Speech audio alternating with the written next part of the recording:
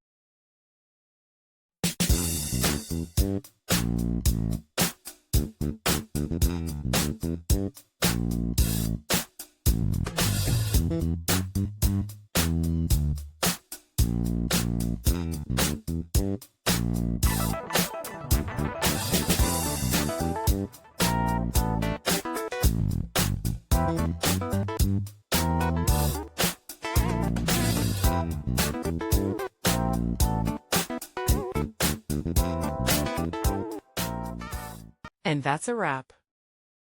I hope you found the answer you were looking for. If you did, take a second to hit that subscribe button. It really helps out. And let me know in the comments which solution worked best for you. See you next time in the debug zone.